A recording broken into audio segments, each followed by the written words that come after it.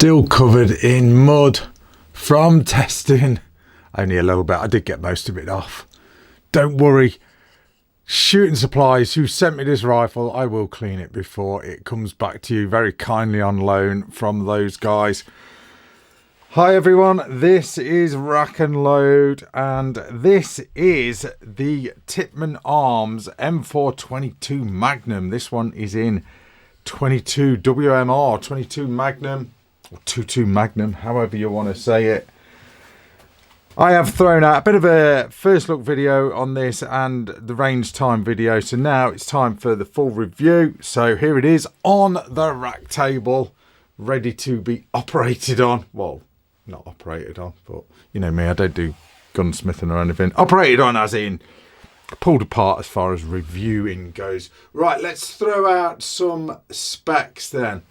So first of all, I'm reading it off their website. So 12-inch aluminium free-floating M-lock hand guard, 16-inch 4150 solid steel barrel, nickel-plated bolt, Gen 2 grip, semi-automatic obviously, aluminium upper and lower. You get 15-round magazines, dirty magazines. These ones are still covered in mud as well.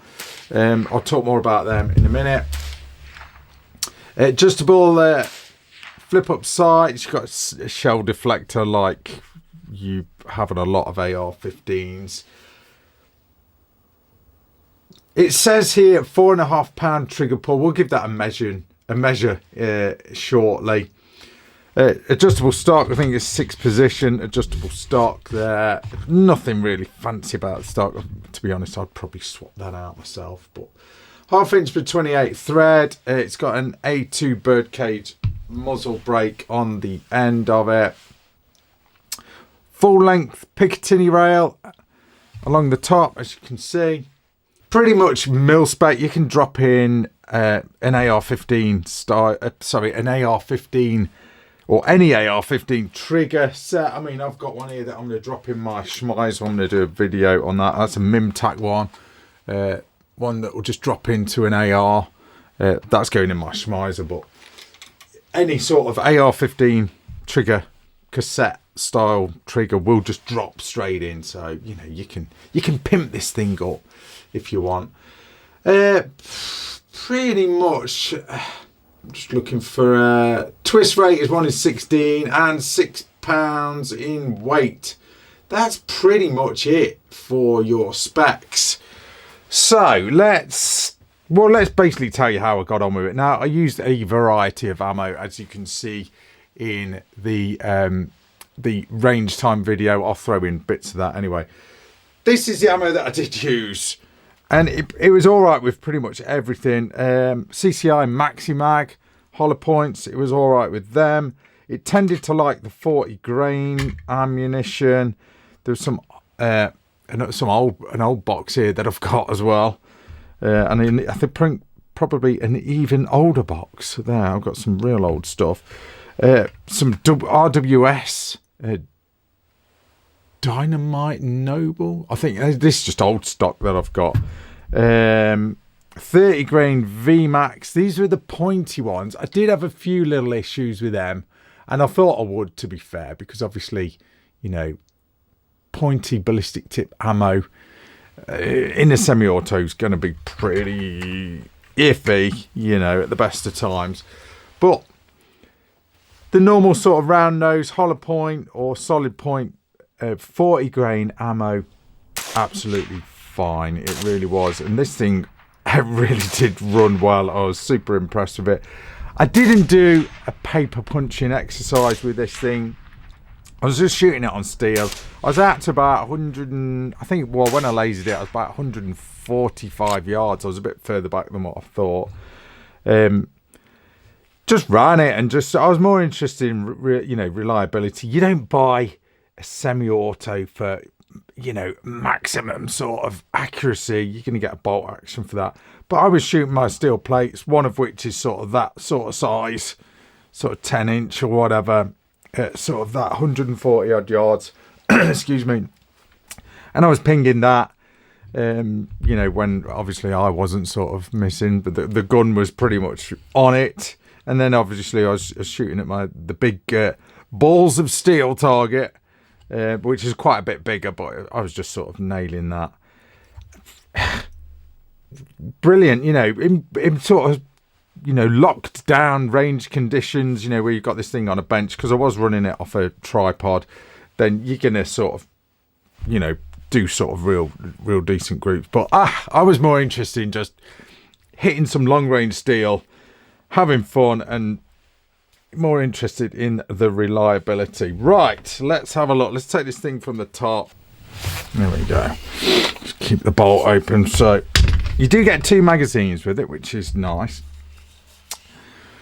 It's pretty minimal as far as the rear stock goes. I mean, it'll do exactly what it says on the tin, but I think, you know, if it was me, and no doubt you guys, you'll probably swap that out for a bit of Magpul goodness. I know I would.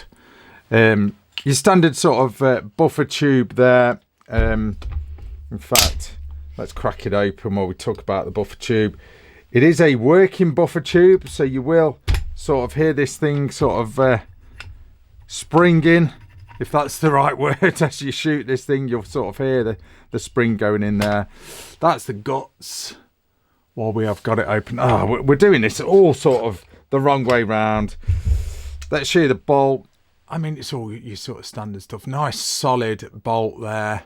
Little dirty from use, but yeah, I mean, I can't fault it. Well, we've got that open. Have a look in there, you guys.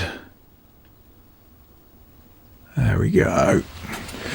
Now I've got to put this back together, aren't I, on camera? It's always going to go wrong with rack and load. You know what it's like. Me and gunsmithing, it just don't happen. It does not happen.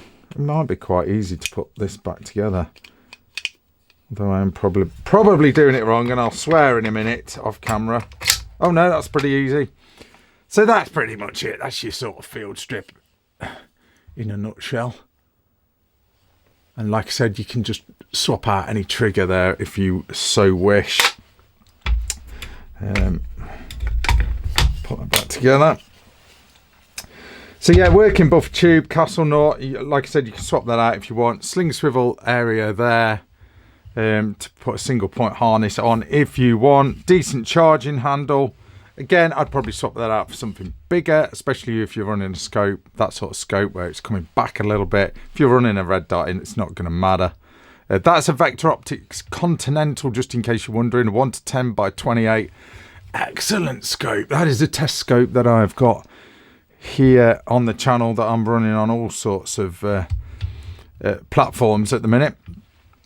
Moving on to the receiver, aluminium upper and lower. Safety catches there. All your controls are decent, standard. Tippmann Arms logo on that side. I really do need to clean this. I should have cleaned it really before I got it here, but it is what it is. It's been on test. Working forward assist. Do you really need that? I didn't have to use it. I have used it a couple of times. Well, I have used forward assist a couple of times on WMRs, but do you really need one on a rimfire? I don't know. Decent pistol grip. I'd probably keep that as it is. It's nice, but again, there's guys that'll swap them out. Working dust cover, which is nice. Nice to see that. Your standard sort of M16 style mag release there. Again, people might want to swap that up for something a little bit fancier. And then you've got the full length Picatinny topped handguard. I'm kind of going off that, if I'm honest. I kind of like the way this, you know, if you look at the Schmeiser 9mm where they've gone sort of minimal, maybe a bit of Picatinny sort of up the end here, but you don't need half of that, to be honest. I don't think you do anyway. M-lock slots there, so you can put on rails and bits and pieces there. And there's your birdcage muzzle brake there. God, I'm losing my voice, guys. Like I said, 2 magazines. These are, what are they? They're 10 round mags. I forget what they are now. I was just ramming them full. I was. Oh, 15 round mags. I do apologise. Yeah. So yeah, 15 round mags, full polymer, decent. I had no problems with them. They ran well, no issues whatsoever. Let me show you the box. So this is the box you get. Nothing really fancy about the box. What do you get? You get the iron sights, flip up iron sights, which are again decent. I took them off obviously because I was running the scope. Show you the manual just sort of quickly. I mean, your exploded diagrams, which is always nice to see. All your usual do's and don'ts. So pretty decent manual, to be fair. Let's get rid of that. Unlimited lifetime warranty on the Tippmann. To be fair, you know, I don't think you're gonna have any problems with one of these as long as you feed it the right ammo, keep it clean. It'll be fine. But no, I've enjoyed using this. It's been a real good rifle to shoot. No issues whatsoever. It's nice, especially here in the UK, where this is the biggest caliber we can have in semi-auto. 22 Magnum is. It's nice to shoot a semi-auto that you know, all right, it's minimal recoil, but it's nice to feel something a little bit in a rifle, semi-auto. It's cool. It's a cool AR-15. Very impressed with it. Very nice to use. I've loved the Tippmanns anyway. You know, the normal 22LR ones, really good. Can't fault them, but it's nice to see the Magnum version finally hit the UK. But yeah, I can recommend it if you want something that's gonna, you know, that you can reach out a little bit further with. All right, people all have that argument. Magnum's not as accurate as LR. Yeah, I'd probably agree with that, but it's kind of fun, the fact that you can reach out a little bit further and still have a decent sort of hitting power or stopping power. But very cool shooting it on steel anyway. I've really enjoyed shooting this rifle. But yeah, highly recommended, guys. These are really nice. Other options you've got, or competitive options, you've got the Guncraft 22 WMRs as well. They're really good.